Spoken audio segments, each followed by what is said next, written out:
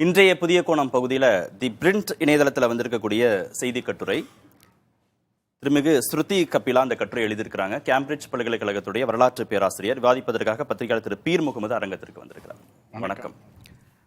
மீண்டும் கூட்டணி யுகம் முடிவுக்கு வருகிறதா தனிக்கட்சி ஆட்சி அப்படின்னு தலைப்பிட்ட இந்த கட்டுரை எழுதப்பட்டிருக்கு.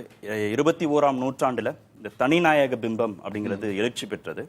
2024 தேர்தல் முடிவு அந்த தனிநாயக பிம்பத்திற்கு முடிவு கட்டியிருக்கு அப்படின்னு அந்த கட்டுரை தொடங்குது. பல வெற்றியாளர்களையும் ஒரு முதன்மையான தோல்வியையும் இந்த தேர்தல் முடிவு கொடுத்திருக்கு அப்படின்னு சொல்றாங்க. பெரும்பான்மையை மோடிக்கு தருவதற்கு மக்கள் மறுப்பு தெரிவித்திருக்கிறார்கள். அப்படித்தானா கலையதார்த்தம்? உண்மைதான். அதாவது இது நம்ம உலக அளவில் இதை பார்க்க வேண்டியிருக்கு. அவங்களும் கேம்பிரிட்ஜ் பல்கலைக்கழக பேராசிரியரும் அது மாதிரி தான். ஒரு உலக அளவில் இந்தியாவுடைய நம்ம உலகத்திலே மிகப்பெரிய ஜனநாயகம், the largest democracy in the world. இங்கே நடக்கக்கூடிய ஒவ்வொரு செய்தியுமே உலக அளவில் ஜனநாயகங்களை வளப்படுத்துறதுலையும் செழுமைப்படுத்துறதுலையும் பண்படுத்துறதுலையும் ஒரு முக்கிய பங்காற்றும் அப்படிங்கிறது எல்லாருமே கூர்ந்து நோக்கக்கூடிய ஒரு விஷயம்.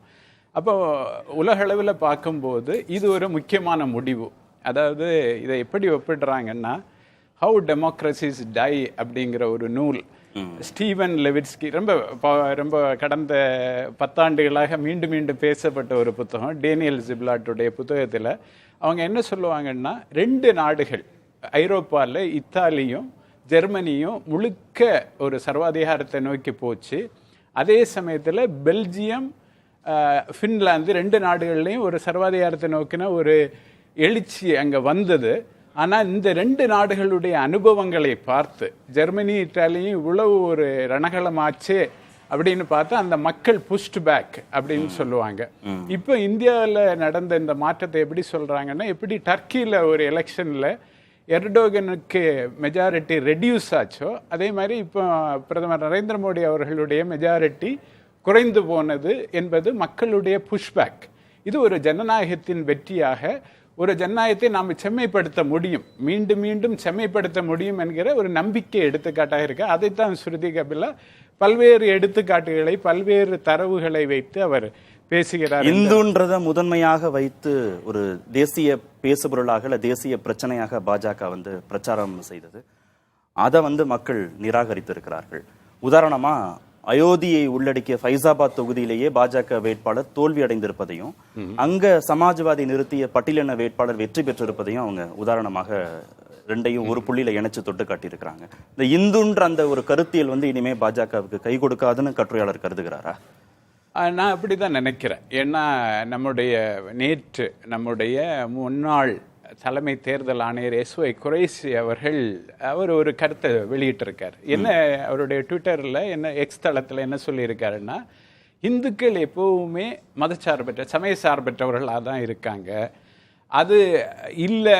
இதை பிரசாந்த் கிஷோர் நம்மளுடைய தேர்தல் வியூக வகுப்பாளர் பிரசாந்த் கிஷோரும் திரும்ப சொல்லியிருக்காரு. நீங்கள் சராசரியாக ஒரு 2 இந்துக்கள்கிட்ட பேசுங்க, ஒரு பொதுத்தன்மையோட தான் ஏதாவது ஒரு இந்து அந்த ஹார்ட்லைன் எடுக்கலாமே தவிர அவர்கள் ஒரு உலக பார்வை உள்ளவர்களாக, இந்த வசுதேவ குடும்பம் என்கிறத உண்மையிலே நம்பக்கூடியவர்களாக, மானுட ஒருமைப்பாடை நம்பக்கூடியவர்களாக இருக்கிறார்கள். மதச்சார்பின்மை மீது நம்பிக்கை கொண்டவர்கள். அதனால தான் நம்ம ஒரு செக்யூலர் ரிபப்ளிக்கா நம்ம இந்தியாவை ஆரம்பத்திலே நம்ம வடிவமைச்சோம். அதை நம்முடைய ஃபவுண்டர்ஸ் ஆஃப் த கான்ஸ்டிடியூஷனே அப்படிதான் அதை வடிவமைச்சாங்க. அப்படி வடிவமைக்க எல்லா சமயங்களுக்கும் ஒரு பன்முக பண்பாட்டுக்கும்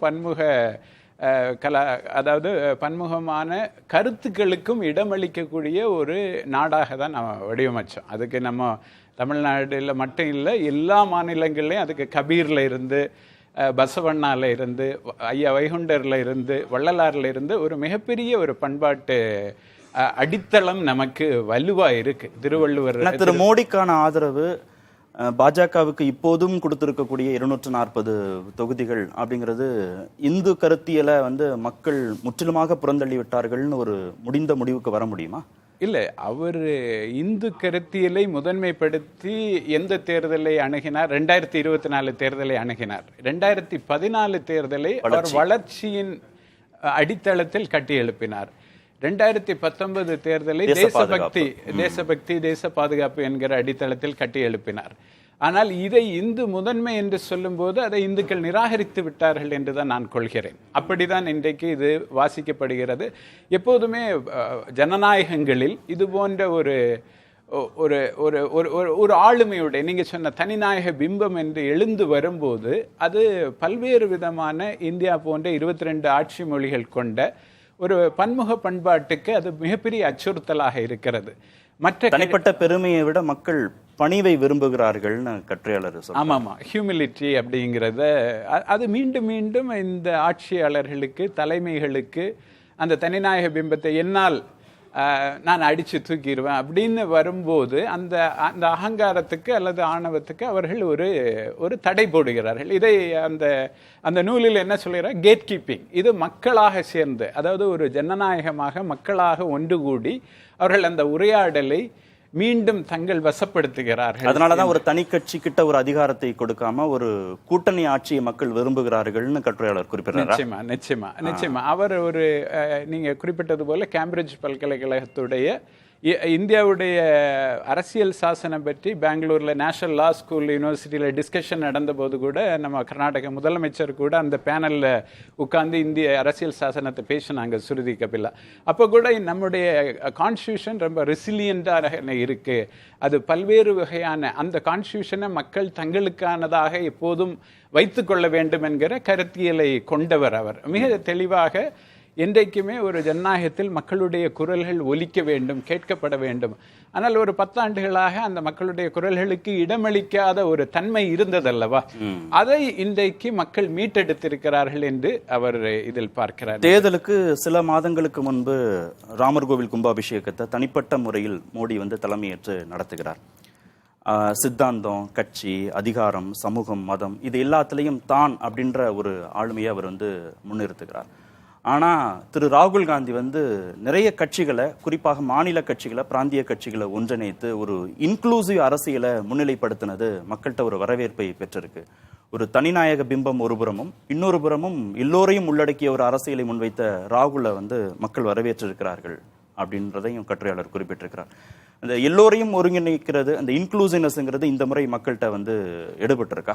நிச்சயமா நிச்சயமா. இதை பற்றி டெலிகிராஃப் பத்திரிகையில் தேர்தலுக்கு ஒரு 6 மாதத்துக்கு முன்னமே சமீர் அமீன், அவரும் ஒரு இவங்களை மாதிரி ஸ்ருதி கபிலா மாதிரி பெரிய பொலிட்டிக்கல் அனலிஸ்ட், உலக அளவில் போற்றப்படக்கூடிய ஒரு மானுடவியலாளர், ஒரு சமூகவியல் பார்வை கொண்டவர், அவர் என்ன சொன்னார், இந்த தேர்தல் என்பது 2 முக்கியமான அம்சங்கள் இருக்கு. ஒன்று, பிரதமர் நரேந்திர மோடி அவர்கள் தலைமையிலான எக்ஸ்க்ளூசிவ் பாப்புலிசம். அதாவது நீங்க சொன்ன மாதிரி ஒரு மதத்தை முதன்மையாக கொண்ட அது சார்ந்த ஒரு ஜனரஞ்சக தன்மையுடைய அந்த மக்கள் மயப்படுத்தப்பட்ட ஒரு கொள்கை முழக்கம், ஒரு ஒற்றை மதம், ஒற்றை கட்சி, ஒற்றை ஆளுமை, ஆமா அப்படிங்கிற ஒரு பக்கம். இன்னொரு பக்கம் இன்க்ளூசிவ் பாப்புலிசம். அங்க என்ன, மக்களுக்கு செவிசாய்த்து அவர்களுடைய பிரச்சனைகள் என்ன அதனை முதன்மைப்படுத்துகிறார். அதுல ரொம்ப முக்கியமா குறிப்பிட்டதை ஸ்ருதி கபிலா இந்த கட்டுரையில குறிப்பிட்டிருக்காங்க. முன்னெப்போதும் இல்லாத அளவுக்கு கொள்கைகளின் பக்கம் காங்கிரஸ் திரும்பி இருக்கிறது. அதாவது ஒரு மாநில கட்சிகளை அரவணைத்திருக்கிறது. ஆமா, கொள்கைகளின் பக்கம் திரும்பி இருக்கிறது. மாநில ஆஸ்பிரேஷன்ஸ், ஒரு உணர்வுகள், மொழி உணர்வுகளுக்கு முக்கியத்துவம் கொடுத்திருக்கிறது. அவர்களுடைய விருப்பங்களை உள்ளடக்கி இருக்கிறது. அதிகார பரவலாக்கத்திற்கும் செவிசாய்த்திருக்கிறது. அதாவது ஒரு 10 ஆண்டு ஆட்சியிலே அதிகமாக என்ன நடந்தது என்றால் ஒரு அதிகார குவிப்பு, செல்வ குவிப்பு. அதுதான், அதாவது பிரிட்டிஷ் காலத்துக்கு பிறகு. இது புள்ளி விவரங்களோடு நம்முடைய முன்னாள் தலைமை ஈக்கனாமிக் அட்வைசரா இருந்த கௌசிக் பாசு போன்றவர்கள் குறிப்பிடுகிறார்கள். ஒரு 10 ஆண்டுகளில் பிரிட்டிஷ் காலத்துக்கு பிறகு அதிகார குவிப்பும் செல்வ குவிப்பும் அதிகமாக நடந்தது 2014 முதல் 2024 வரை. அதற்கு எதிரான ஒரு மக்களுடைய எழுச்சி. ஏறக்குறைய இன்றைக்கு பார்த்தா ஒரு 80 கோடி மக்கள் தினமும் அவர்கள் போராடி வாழ வேண்டிய ஒரு, நாம் இன்னமும் முழுமையாக எல்லோருக்கும் எல்லாம் கிடைக்கக்கூடிய ஒரு ஜனநாயகமாக நம்ம வடிவமைத்து கொள்ளவில்லை. நம்ம மேக் இன் இந்தியா சொன்னோம், நம்ம ஒரு தற்சார்பு இந்தியா சொன்னோம், எல்லாம் சொன்னாலும் ஆனால் அந்த ப்ரொடக்ஷன் நடக்கலை. அதாவது நம்ம எக்ஸ்போர்ட் பண்ணுற அளவுக்கு நம்ம ப்ரொடக்ஷன் பண்ணணும்னா மக்களுக்கு அதற்கான ஒரு சூழலை நீங்கள் உருவாக்க வேண்டும், அதற்கான பொருளாதார கட்டமைப்புகளை உருவாக்க வேண்டும். அப்போ நீங்க செல்வத்தை பரவலாக்க வேண்டும், அதிகாரத்தை பரவலாக்க வேண்டும். எல்லாம் ஒரு இடத்துல குவிஞ்சதுதான் இன்னைக்கு மக்கள் அதற்கு ஒரு பதில் சொல்லி இருக்காங்க. இல்லை, இது ஏற்றுக்கொள்ளத்தக்கதில்லை. ரொம்ப அடுத்தது கொஞ்சம் முக்கியமான செய்தியாக, மோடி இனிமே கவனம் பெறுவதற்கு போராட வேண்டியது இருக்கும். அவர் சமமான தலைவர்கள் மத்தியில முதன்மையானவர் தானே தவிர ஒரு தனிப்பட்ட தலைவராக இனிமே இருக்க முடியாதுன்னு. இது எல்லா முக்கிய தலைவர்களையும் உள்ளடக்கி இதை பார்க்கணுமா, இல்ல திரு சந்திரபாபு நாயுடு, திரு நிதிஷ்குமார் போன்ற தலைவர்களை மனதில் வைத்து இந்த வார்த்தைகளை பயன்படுத்தியிருக்காரா கட்டுரையாளர்? ஆமாம், கட்டுரையாளர் பயன்படுத்துறதுல ரொம்ப முக்கியமாக நான் அவங்களுடைய தொடர்ச்சி, அவங்களுடைய பதிவுகளையும் நான் கவனிச்சுட்டு இருக்கேன். அவங்க என்ன சொல்றாங்க, ஒரு மோர் ஈக்குவல் இந்தியாவை கிரியேட் பண்றது தானே ஒரு டெமோக்ரஸியோட அடுத்த கட்ட நோக்கம். அப்போ நம்ம எந்த தலைவர்களும் நிரந்தரமானவர்கள் இல்லை என்கிற ஒரு கோணத்தில் இருந்து நம்ம இந்தியா என்பது it's figure than any one individual. அப்படி பார்க்கும்போது இப்போ அவர் ஒரு 10 ஆண்டுகள் ஒரு அறுதி பெரும்பான்மையில் இருந்த காரணத்தினாலும் அவருடைய ஆளுமையுடைய அந்த பர்சனாலிட்டி ட்ரைட், அந்த தன்மையினாலும் அவர் ஒரு டாமினியரிங், ஒரு டாமினன்ட் கேரக்டராக ஒரு தாக்கம் அதிகமாக இருந்தது. தன்னுடைய கட்சியை தனது கட்டுப்பாட்டுக்குள் வைக்க முடிந்தது. எனவே தான் எந்த முடிவுகளையும் எடுத்துவிட முடியும். அதாவது நவம்பர் 8 2016 மறக்க முடியாது. ஒரே ராத்திரியில் என்ன 85% ரொக்கம் மதிப்பிழந்தது என்று அறிவித்ததாக இருக்கட்டும், இல்லை ஒரு மார்ச் மாதம் 2020 ஒரே ராத்திரியில் எல்லாமே முடக்கம், பொது முடக்கம் என்று அறிவித்ததாக இருக்கட்டும், இப்படி பல முடிவுகளை நாம் சொல்ல முடியும். இப்படிப்பட்ட பல முடிவுகள் எடுக்கப்பட்டது. அதன் பின்விளைவுகள் நமக்கு தெரியும். பொருளாதாரம் ஏறக்குறைய ஒரு அதற்கு முந்தைய 10 ஆண்டுகளை விட 1% கீழான வளர்ச்சிக்கு தள்ளப்பட்டது. அதுக்கு கோவிட் ஒரு காரணம். இந்த முடிவுகளால தான் அவர் கவனம் பெற்றாரா? இந்த முடிவுகளை சிலர் பாராட்டினார்கள். அதாவது எப்பவுமே நம்ம சமூகத்தை 2 வகையான ஆளுமைகள் இருப்பார்கள்.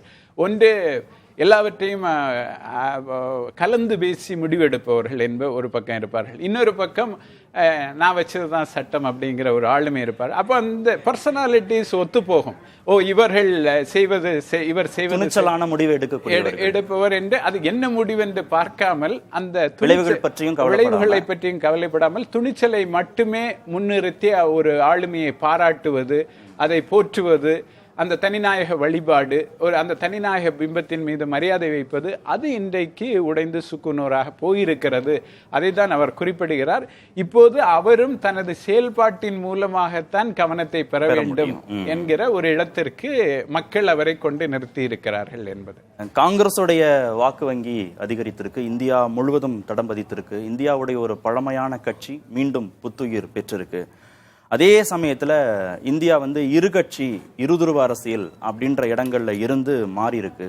மாநில கட்சிகளுடைய அதிகாரங்களையும் புரிந்து கொள்வது, உணர்வுகளை புரிந்து கொள்வது, அதையும் உள்வாங்க வேண்டிய ஒரு தேவையை இந்த தேர்தல் முடிவுகள் அறிவித்திருக்கு அப்படின்னு கூட்டாட்சிக்கான வெற்றியாக இதை பார்க்கிறாங்க அப்படின்னு கட்டுரையாளர் சொல்றார். அப்படிதானா? நிச்சயமாக. இப்போ நம்ம ஆஜ் தக்கு ஒரு 4 செய்தியாளர்களுக்கு பிரதமர் பேட்டி கொடுக்கும்போது ஒரு விஷயத்தை, அதாவது உத்தரப்பிரதேச வாரணாசி தேர்தலுக்கு முன்னால் அந்த பேட்டியை கொடுத்தாரு. அதில் சொல்லுவார், நீங்கள் லேட்டாக வந்திருக்கீங்க, செய்தியாளர்களை பார்த்து லேட்டாக வந்திருக்கீங்க, எனக்கு ஏற்கனவே ரஷ்ய அதிபர் புட்டின் பேசிட்டாரு, செப்டம்பரில் ஒரு கூட்டத்துக்கு வரணும், அவருக்கு தெரிஞ்சிருக்கு நான் வெற்றி பெறுவேன் அப்படின்னு சொல்லுறாரு. ஏறக்குறைய என்ன ஒரு உரையாடல் இந்தியாவை சூழ்ந்திருந்தது, குறிப்பாக அரசியல் வல்லுநர்கள் மத்தியில். அவர் தானே பங்கு பெற போறாரு. ஆமாம், அவரு தான் பங்கு பெற போறாரு. ஆனால் புட்டின் மாதிரியான ஒரு ஆலிகார்கி, அதாவது சவாலே இல்லை, எதிர்கட்சியே இல்லை, அதாவது தட்டி கேட்க யாரும் இல்லை, எதிர்த்து கேட்க யாரும் இல்லை என்கிற ஒரு சூழல் உருவாகும். புட்டின் போன்று ஒரு விதமான ஒற்றை ஆட்சி, ஒற்றை கட்சி, புட்டின் போலவோ அல்லது சைனீஸ் கம்யூனிஸ்ட் பார்ட்டி மாதிரியோ ஒரு சூழலை உருவாக்க முடியும். அதற்கான வலிமை மோடி அவர்களுக்கு இருக்கிறது என்று ஒரு பிம்பம் உருவாக்கப்பட்டது. நம்பப்பட்டதோ இல்லையோ, ஆனால் ஒரு பிம்பத்தை கட்டமைத்தார்கள் அந்த நேரத்தில். அவர் புட்டினை அந்த பேட்டியில் மேற்கோள் காட்டுவதன் பின்னாலும் அதனுடைய அரசியல் அதை பற்றி நுணுக்கமாக பேசப்பட்டது. ஆனால் இன்றைக்கு அது இல்லை என்றாகிவிட்டது, அது இல்லை என்று மக்கள் சொல்லி இருக்கிறார்கள். எனவே அந்த ஒற்றை தன்மை, அதாவது ஒரு கட்சி ஒரு நாடு என்கிற தன்மையிலிருந்து இந்திய மக்கள் தங்களை விடுவித்து கொண்டிருக்கிறார்கள். ஏனென்றால் அது தங்களுடைய வாழ்வாதாரத்துக்கு அது உதவாது என்கிற ஒரு தெளிவான முடிவை இந்திய மக்கள் எடுத்திருக்கிறார். இறுதி பகுதிக்கு வந்துடலாம். இந்துத்துவா 3.0 அப்படின்னா எப்படி இனிமே டிஃபைன் பண்ண போகுது பாஜக, எப்படி முன்னிலைப்படுத்த போகுது? மீண்டும் இந்துத்துவ சித்தாந்தத்தையே முன்னிலைப்படுத்த போறாங்களா, இல்ல மதச்சார்பின்மையை முன்னிலைப்படுத்த போறாங்களா, இந்த இந்திய அரசியலமைப்பு சட்டம் தான் முதன்மையானது அப்படிங்கிறத முன்னிலைப்படுத்த போகிறார்களா அப்படின்லாம் கேட்டிருக்காரு கட்டுரையாளர். அதுதான் இனிமே அவங்களுடைய அடுத்த கட்ட பயணத்திற்கு வழிகோலும் அப்படின்னும் சொல்லியிருக்கிறார். ரொம்ப முக்கியமாக இந்துத்துவ சித்தாந்தத்தின் மீது நம்பிக்கை இல்லாத இல்ல அதிக புரிதல் இல்லாத பல நூறு பேருக்கு அதிகாரம் கொடுத்திருக்கு பாஜக இந்த 10 ஆண்டுகள்ல. அது RSS போன்ற அமைப்புகளுடைய அதிருப்தியையும் சம்பாதித்திருக்கிறாங்க, உட்கட்சிக்குள்ளேயும் சில முரண்பாடுகளை கொண்டு வந்திருக்கு. அதனால இந்துத்துவ 3.0 அப்படிங்கிறத எப்படி பாஜக முன்னிலைப்படுத்த போகுதுன்னு இறுதி பகுதியாக கட்டுரையாளர் முடித்திருக்கிறார். நிச்சயமா அதுல ஒரு முக்கியமான பாயிண்ட் நீங்க சொன்ன மாதிரி, ஒரு 100 பேர் இந்த 240 எம்பிக்கள்ல ஒரு 100 பேர் அதிகாரத்துக்காக மட்டும் பிஜேபியில் இருப்பவர்கள், அவர்கள் கொள்கைக்காக நிச்சயமாக இல்லை. அதை அவர் ஸ்ருதி கபில் அவர்கள் குறிப்பிட்டிருக்கிறார். அவர்கள் அதிகாரம் முழுக்க முழுக்க எப்படி காங்கிரஸ் பக்கம் அதிகாரம் போகும் என்றால் அந்த 100 பேர் காங்கிரஸ் பக்கம் போய்விடுவார். இதை தான் நான் பார்த்தோம், முதல்ல பார்த்தோம். 2014 ஏறக்குறைய 150-200 பேர் அதிகார பின்புலம் கொண்டவர்கள், காங்கிரஸால் 60 ஆண்டுகள் 55 ஆண்டுகள் குடும்ப ரீதியாக நன்மை அடைந்தவர்கள் எல்லாம் ஒட்டுமொத்தமாக அதிகாரம் நரேந்திர மோடி அவர்கள் பக்கம் குவிகிறது, பிஜேபி பக்கம் குவிகிறது என்று போனார்கள். அதை தான் அவர் சுட்டிக்காட்டுகிறார். எனவே இப்படிப்பட்ட ஒரு சூழ்நிலையில் இவர்களை வைத்துக்கொண்டு நீங்கள் கொள்கை மட்டுமே பேசினால் அவர்கள் போய்விடுவார்கள். அதிகாரம் எங்கு குவிகிறதோ அங்கு போய்விடுவார்கள், அதிகாரம் எந்த பக்கம் திரும்புகிறதோ அங்கு போய்விடுவார்கள். எனவே இது ஒரு கூட்டணியுடைய அழுத்தம் மட்டுமில்லை, இன்டர்னலாகவே அந்த அழுத்தம் இருக்கும். சார் நீங்க அது பேசினீங்க, அது ஒர்க் அவுட் ஆகல, இல்லை நீங்க இப்போ நியூட்ரலா பேசுங்க, செக்யூலரா பேசுங்க, அப்பதான் நம்ம ஏன் சுரேஷ் கோபியே செக்யூலரா பேசி தான் கேரளால இருந்து எம்பி ஆக முடிகிறது அல்லவா?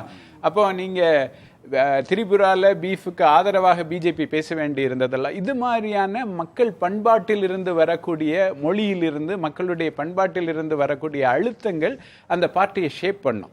எப்பவுமே ஒரு அதிகாரத்தில் ஆட்சியில் நீங்கள் நீண்ட காலமாக இருக்கும்போது மக்கள் உங்களை பண்படுத்துவார்கள், உங்களை நெறிப்படுத்துவார்கள். அதுதான் பிஜேபிக்கு இந்த 3rd டேர்ம்ல நடக்கும். எனவே இந்த சவாலை பாஜக எதிர்கொள்ள வேண்டி இருக்கும் என்று நம்புகிறேன். நன்றி நிகழ்ச்சியில் பங்கேற்றதற்கு.